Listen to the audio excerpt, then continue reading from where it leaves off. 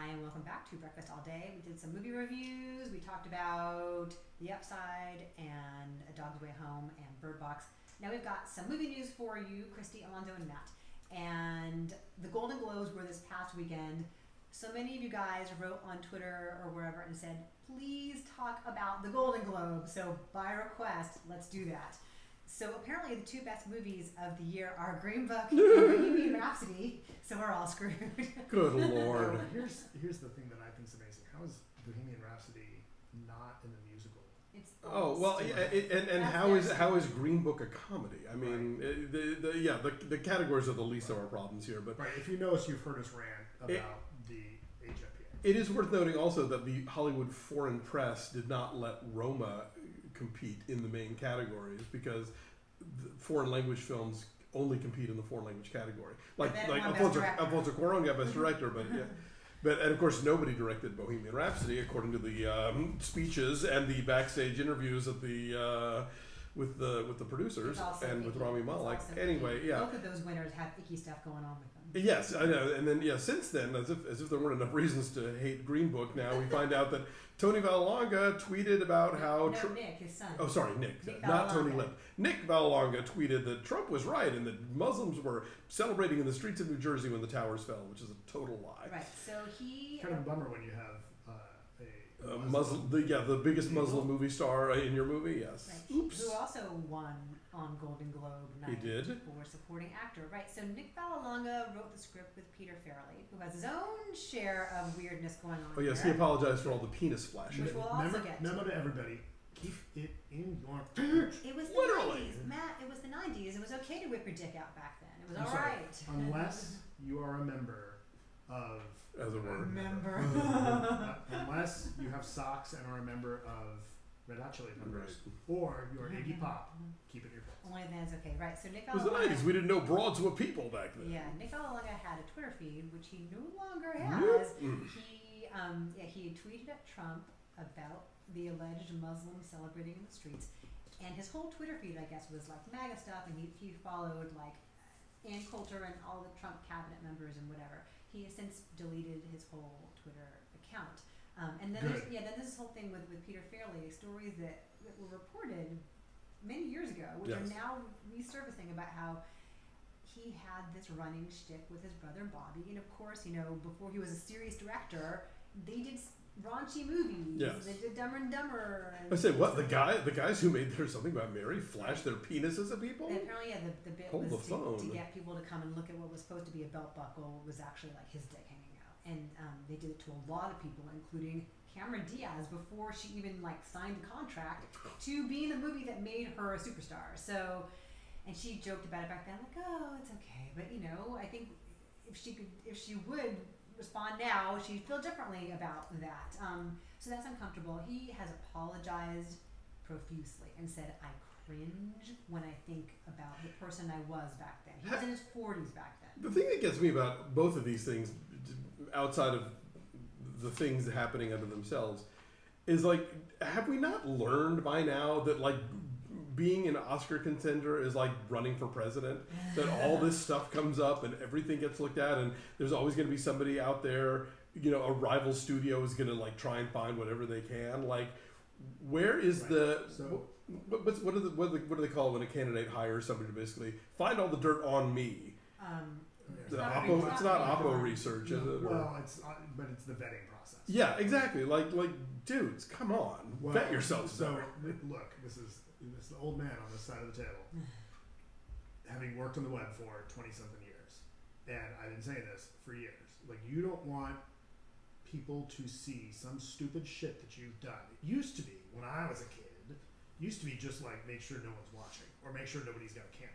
Right. But make sure nobody's watching, because the pool of people that's going to find out about dumb shit that you've done is going to be relatively small as long as you're careful. But now, everyone's walking around with a video camera with access to the internet. There are cameras everywhere.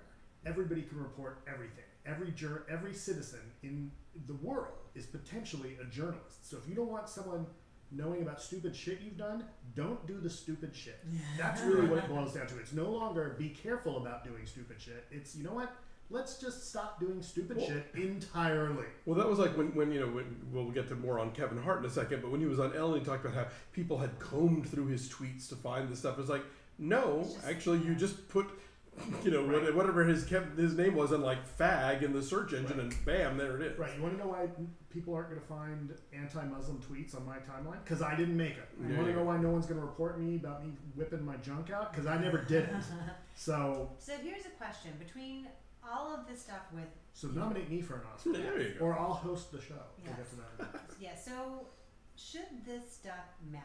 Should things like tweets from years ago or, behavior that someone has apologized for from decades ago, should that matter when people are assessing the art and they're not running for office? I'm putting this out there hypothetically. Yes. Should this matter? Yes. Does this take away from whatever that screenplay was? I think that question assumes that all awards voting is purely about aesthetic. Right.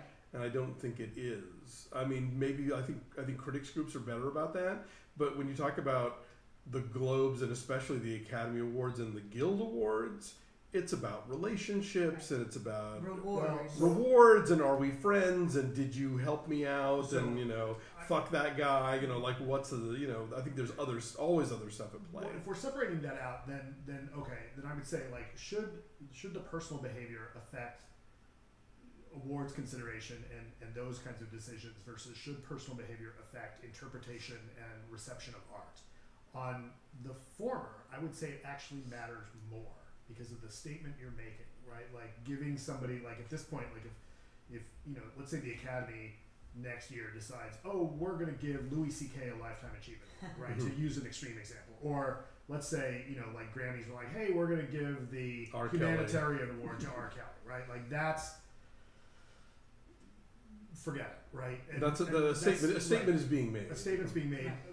About the individual, right. Especially considering how all those awards have such a political element to them. But I think also it is appropriate to consider the personal life when we look at someone's art, right? Like you can't separate out a classic example. Like I think you really do yourself a disservice if you are interpreting Van Gogh's art, separating out who he was and everything we know about him as a man, right? And so by the same token, we should be revisiting things like Annie Hall or Manhattan, knowing what we now know about Woody Allen. We should be looking back at Polanski's movies, knowing what we know now about him. Like, but he won Oscars for The Pianist. I understand. He did. Right. And when he was in exile. No, yes. Well, because his buddy Jack Nicholson really lobbied for him. Well, yeah, right. And that helped. And even at that point, that's what, like 15 years ago? Mm-hmm. Like even at that point, we're still, I mean, you'd think like, 15 years ago, didn't we know better? No, we didn't. We didn't, right? So does this ultimately then, like, is Green Book done for? Is this like a 1-2 punch that's just leveled it? I never gave a fuck about Green Book. I hated that movie from the jump, so I would like it to be over for aesthetic grounds, but obviously the Hollywood Foreign Press disagrees. I mean, look, this is all coming out. The Academy votes are due in, for nominations are due in the 14th. So that's Monday. Yeah. So the timing is not great, and I think if people were on the fence about it for one reason, this might be the kind of thing that pushes them over. But I would say don't nominate Green Book for stuff because it's a shit movie, not because this guy is a creep. It is amazing that it's gotten so many awards and so much love. And then there's also the underlying substance question with Green Book, that Dr. Don Shirley's family has since come out and said, this is bullshit, although they phrased it as it's a symphony of lies, which is a far more eloquent way of saying it, that apparently Shirley and Tony Lip weren't really all that close, as the film suggests. So is that a problem? Is it like, every year there's some movie where the true stories and all that does that just matter? much like Bohemian Rhapsody is totally made up. I think it does matter. I think it does matter because when movies tell us who we are, right? I mean, movies are our modern mythology. Like, they're shared stories, and it helps give us these shared, call them almost parables to in a lot of cases, live by, right? And I'm probably assigning way too much weight to a movie like Green Book, but that affects how people think. And so that stuff, it does matter, especially like if you were using, this is based on a true story. like then yes, we should know about the truth of something. And going back to my earlier point, like I see all the time, and we hear all the time, people get mad like, oh, it's just a movie, like I don't care what the person is, can't you just enjoy the art? Look, if somebody's personal behavior and the truth behind something gets you to rethink about something you've enjoyed and possibly recontextualize it, and you can't enjoy it blissfully anymore, sorry, like that's life, that's reality. I mean, look, one of my favorite movies, absolutely favorite movie is Fifth Element, and I have a real hard time going back in that, like kind of knowing what Bassan's been up to apparently all along, and it does make me think differently about the story that movie tells and the way he treats that character. And okay, fine, I'm not happy about it, but I'm not guaranteed to hear it. Well, I don't think that getting biopics wrong necessarily is an issue for awards voters. I mean, the guy who wrote Bohemian Rhapsody, lest we forget, also wrote The Darkest Hour or whatever, right. the Churchill movie last year that Gary Oldman won an Oscar for, which is also like got a lot of stuff in it that is not necessarily historically That's kosher. True all the time.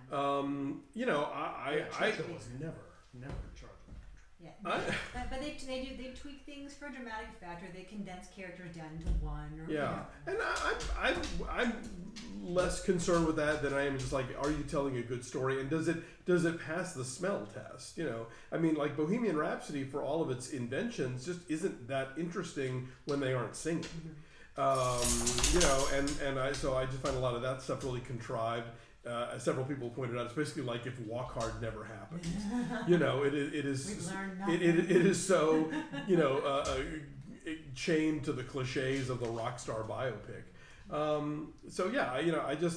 I think these are crappy movies, and the detail of verisimilitude or the personal politics of its creators is a whole other issue. But at the fore, they're just not that good. And in a year that I think has given us so many great movies, somebody on Twitter said, why is it that it feels like the Guild people watch about a dozen movies a year? And because I think that's all they watch. And so there's so many movies that we keep talking about till we're blue in the face, like Leave No Trace, like the Sisters Brothers, that people just will not throw their screener into the DVD player. But they keep coming out for crap like Green Book and Bohemian Rhapsody. So let's also be real clear here. You would be naive. I think we'd all be naive to think that people who vote are voting themselves, have seen everything they're even voting for. Sure, no. People vote for things they haven't even seen, or didn't even bother to vote. I know someone who's had a parent in the Grammys and would let their child vote for that. I've helped somebody vote for the Grammys before, and I didn't even know anything about music. I know it's crazy. That's kind of why I tend to respect critics groups' votes more, just because I feel like those are people who have been watching movies all year long, and that's their job. We're thorough. And then once we do get to the Academy Awards, now nobody's going to be hosting it because Kevin Hart is definitely not. Despite we talked last week about Ellen's efforts to persuade the Academy to bring Kevin Hart back as Oscar host. They're not, and he's made it unequivocally clear on Good Morning America, where he was supposed to have been talking about the upside. He's like, I'm done talking about it. And once again, he's so defiant and so bitter. Like, he's totally so defensive, so off. Like he's handled it so wrong the whole way through. And he's just like, I'm done talking about it. And if people can't see that I have love in my heart, then it's their problem. Yeah, he is who? John Lasseter. Oh, there. We're going to talk about him in a second too. He's next. Yeah, Kevin Hart has managed to make himself the victim in all this, which is rich. Can we have Sabrina host it? That'd be awesome. Her social media is totally clean. But yeah, so this whole thing of like, I loved. Did y'all see Don Lemon's CNN editorial about it? Go back and watch that if you haven't seen it, because that's like, you never apologize. The closest thing you did was you said, well, I can't tell those jokes anymore because everyone's so sensitive now. That's not an apology. I hate when comics say that. I know. When comics say that, it's like, guys, it's because that's all you got. Yeah, Chris Rock at the New York Film Critics Circle this week was trotted out some version of that, and somebody on Twitter was like, or I think it was Drew McWeeny, said, actually, I've seen a lot of really great comedy lately, and from some really interesting sources, and from new points of view, and maybe the problem is Chris Rock. Maybe it's not that audiences are so PC, you know. Right. Maybe your art form, stand-up comedy, has to evolve as the audience evolves. Maybe. Call me crazy thoughts. Maybe. So now there's not going to be any host at all, which, if I recall correctly, we here at this very table suggested might be a good idea. That's how we do things at our LA Film Critics Dinner. That's how we're going to do things Saturday night at our LA Film Critics Dinner. Who will do the insane goofball musical number monologue at the beginning? Maybe there's not one. Well, you know, there have been years in the past where people come out and do that number, and then that's all they do. Like, there's one that look for this on YouTube. I'm not making it up. It's like, I want to say it's Telly Savalas, Dom DeLuise, and Pat Morita. Oh my god! Seriously, that's better than Rob Lowe and stuff, right? There's one where like Terry Garr came out and did a whole like flying down to Rio number or something, and then that's it. You don't see them again for the show. What's funny is a lot of times the hosts come on and they do like the first 20 minutes of the show, right? And then like by halfway through the show, you don't see them anymore. Right. Like they're gone. Right, so it'll be fine. Maybe it'll move faster. Maybe it'll be shorter because there's no host, or there's gonna have a series of like A-list people introducing each segment, whatever. So they'll that figure is it out. February 24th. That's coming out. But yeah, let's talk really fast about John Lasseter, because this is news that just came out yesterday afternoon. John Lasseter, who wasn't necessarily fired from Pixar, just his contract wasn't renewed after multiple complaints of being touchy and enforcing a harassing kind of boys club environment at Pixar. Now has a new gig at Skydance as the head of their new animation branch. Skydance is a production company. So he's like a year later, he's landed on his feet. So everyone who predicted that powerful white men who got Me Too'd were going to continue to be powerful white men after a suitable period of absence, you were right. Yeah, Variety has a story, some exclusive story about the details of his contract, where they're saying that if indeed there are any more complaints about this kind of behavior while he's there, that he has to pay personally for. Interesting. Yeah, there's all kinds of like caveats to keep him on the straight and narrow, as it were. I would say go to Variety and find the editorial that was written by a woman who worked at Pixar and was forced out by the toxic atmosphere there, because I think there is a version of the events out there where people are like, oh, John Lasseter's just socially awkward and he would just sort of like hug people and he didn't know what he was doing, and you know, apparently tons of sexism at Pixar, and like there was actually that women who worked there had a maneuver called the Lasseter to avoid said hugging. And you know, the whole thing with firing Brenda Chapman from Brave, like generally speaking, like women don't get promotions, women get screwed over there. So it's a bigger problem than. Don't tell me that guy's a storyteller the way he is, and has turned that whole animation group at Disney around the way he has, and doesn't understand how women work, how personal relationships work. Right. Cassandra Smolchik is the woman who wrote the piece in Thank you. Variety. She worked for Pixar for like 5 years. Well, look, I'll tell you part of why Skydance cuts that deal is because they can get it cheap, right? I mean, that's what happens. There's a company that I know of that after that had hired someone to produce something that had been let go from a network. I mean, like you hear this all the time, right? Like somebody who was really on top of the world, loses their job because of harassment or whatever other misbehavior. Not that I'm trying to belittle it, but like something like harassment, and somebody else tries to give them a job, partly because that company knows that they can get them cheap. There's a fire sale. Right, and so that's the thing that absolutely happened with Skydance. And this is Megan Ellison's brother's company, right? Is it? Megan Ellison's brother. Yes. So so the Variety story says that John Lasseter's contract with Skydance Media contains provisions that make the former Pixar animation chief financially responsible for any legal claims involving sexual harassment. So yeah, they knew what they were getting into. Like there's a whole memo that David Ellison sent out to the company, basically saying like, we understand there might be some concern, but we think he didn't really do anything, and we're going to sit down and have we don't take this discussions. And it all smacks. The savings we get for getting John Lasseter, the guy that turned Disney Animation around, exactly, makes it worth the it creator of Pixar. Yeah, it's I hope that this is not Well, and I hate to say this. Look at Skydance's slate of movies. Like the Top Gun sequel. Like it's all like, bro heavy action stuff. Right. Well, they did that. They tried to reboot the Terminator franchise. Right. Remember that one? Right. They do like all the Tom Cruise movies, Mission right? Impossible Fallout was really good, you guys. No, I agree. But yeah, no. I the bigger picture here is, and we were warned about this from the get go, that like we're going to see people like Weinstein or Kevin Spacey or whatever go away for a while, claim to be learning something, and then like expect to just breeze back in like nothing happened. Oh, the nerve of Spacey. Well, Louis C.K.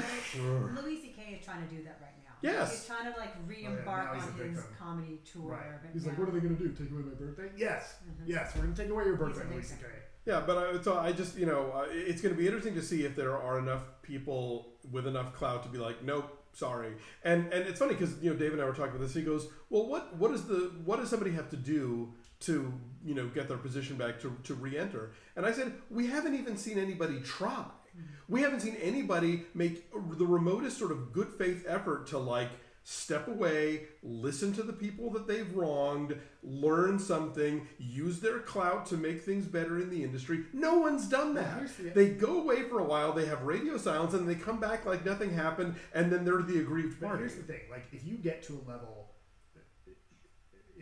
a certain level in whatever your industry, and you have this great career on the backs of, among other things, people that you've abused and used, right? Like if there's been some level of malfeasance that has helped you get there, sure, right? Then maybe you got to start from square one all over again. And if that means a different industry, none of those relationships that you established when you were at the top, maybe those don't count anymore. Maybe it's go back to jail, don't collect $200, don't pass go. Like you got to start back from square one, tough shit.